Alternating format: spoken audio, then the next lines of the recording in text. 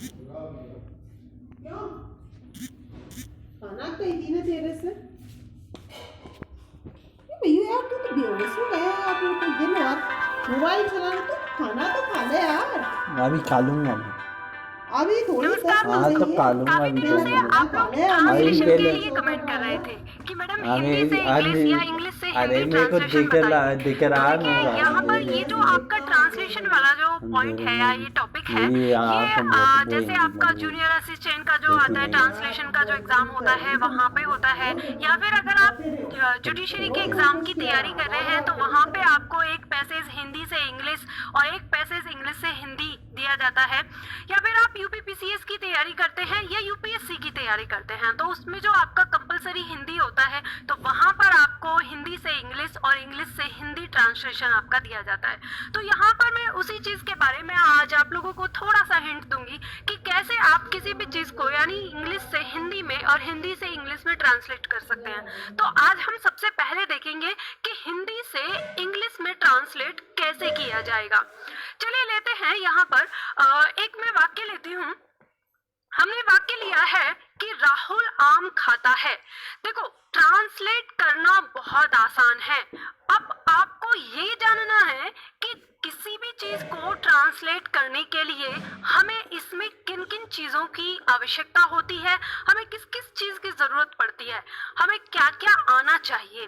तो यहाँ पर मैं आपको बताती हूँ। जैसे हमने ये वाक्य लिया, एक छोटा सा वाक्य है, हम छोटी सी चीज से चलेंगे फिर हम पैराग्राफ को भी देखेंगे। तो यहाँ पर हमने एक वाक्य लिया है कि राहुल आम खाता है। ये एक हिंदी का वाक्य है। सबसे पहले हमें ये जानना है कि हिंदी के वाक्यों का क्रम इस तरह से होता है। अब हमें बात क्या करनी है, हमें करना है इसका इंग्लिश ट्रांसलेशन, यानी हमें इसको इंग्लिश में ट्रांसलेट करना है। तो सबसे पहला पॉइंट ये होना चाहिए कि हमें सारे जितने भी हमारे यहाँ शब्द दिए हैं सारे शब्दों का इंग्लिश मीनिंग आना चाहिए।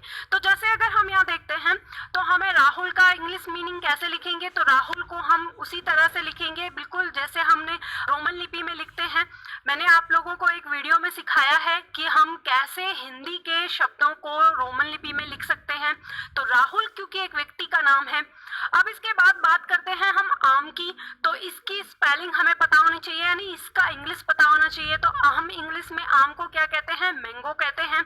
और उसके बाद खाता है, ये हमें इसकी इंग्लिश पता होनी चाहिए कि खाता है क्या हो गया, ईट। ईट जो हम बोलते हैं तो खाता की इंग्लिश हो गई। अब दूसरा पॉइंट आता है इंग्लिश के सेंटेंस का क्रम। हमारा जो हिंदी भाषा का सेंटेंस होता है उसका क्रम एक अलग होता है। सबसे पहले जानते हैं कि हिंदी वाक्यों का क्रम क्या होता है।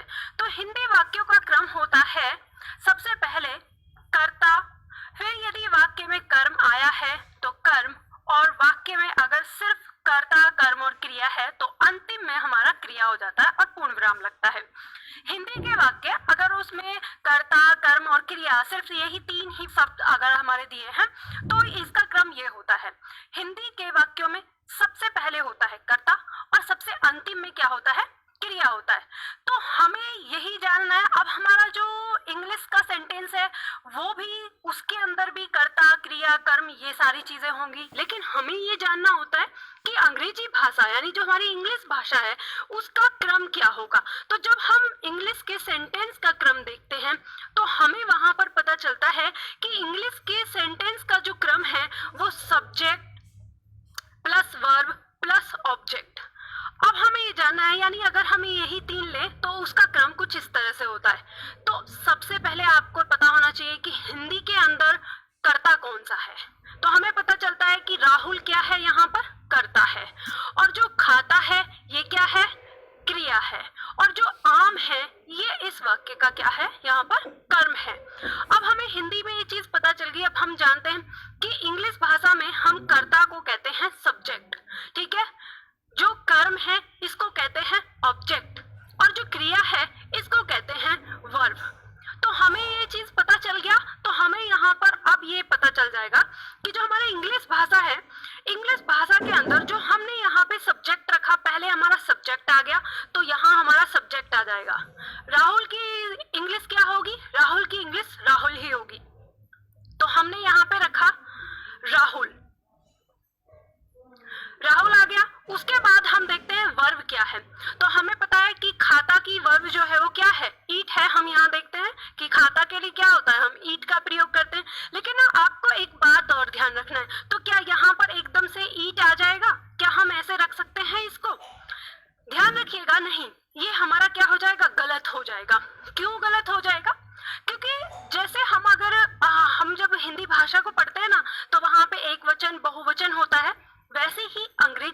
के अंदर भी हमारा क्या होता है, वचन होता है, जिसे हम सिंगुलर और प्लूरल कहते हैं। तो अब हमें ये जानना है कि इंग्लिश भाषा के जितने भी वर्ब होते हैं वो प्रारंभिक अवस्था में ना प्लूरल माने जाते हैं। अब इनका हमें क्या करना है, हमें इनका सिंगुलर करना है। तो यानी आप इसको क्या कह सकते हो, जैसे अंग्रेजी भाषा हम पढ़ते तो V1 कह देते हैं, तो V1 हो गया। अब इसका प्लूरल का हमें सिंगुलर बनाना है, तो इसका सिंगुलर कैसे होगा, तो उसे हम V5 बोल देते हैं जब आप अंग्रेजी भाषा पढ़ते हैं वहां पे। तो यानी यहाँ पे फॉर्म कौन सी आएगी, राहुल तो अकेला है, राहुल अकेला है तो क्रिया भी अकेले की ही होगी। तो यहाँ ईट ना रख के हम क्या रखेंगे, ईट्स रखेंगे, क्योंकि ईट्स क्या है, सिंगुलर फॉर्म है। तो हमें ये ध्यान रखना होगा। यानी इस तरह की चीजों का हमें अपने, जब हम किसी सेंटेंस को ट्रांसलेट कर रहे होते हैं, यानी किसी वाक्य को इंग्लिश में ट्रांसलेट कर रहे होते हैं, तो हमें ये सब चीजें ध्यान रखनी होती है। तो हमारा यहाँ पर क्या हो गया, राहुल के अकॉर्डिंग ईट्स हो गया। उसके बाद हमारा ऑब्जेक्ट, अब हम ऑब्जेक्ट को लेकर आएंगे, तो ऑब्जेक्ट हमारा यहाँ पे क्या है, आम है, तो आम की हम यहाँ पर अंग्रेजी रख लेते हैं। तो आम की अंग्रेजी होती है मैंगो। तो अब हमें यहाँ पे ये देखना है कि क्या ये हमारा वाक्य सही है, नहीं, ये हमारा वाक्य गलत हो गया, क्योंकि अंग्रेजी भाषा में हम ईट्स मैंगो नहीं कर सकते, यहाँ पर आर्टिकल की भी आवश्यकता पड़ती है। तो यहाँ मैंगो से पहले हम एक आर्टिकल रखेंगे। तो अब ये आर्टिकल कैसे लगा, कहाँ से आया, ये भी हमें सीखना होगा। तो अब ये हमारा सेंटेंस ट्रांसलेट हो गया, राहुल आम खाता है, इसको हमने ट्रांसलेट किया, राहुल इट्स अ मैंगो।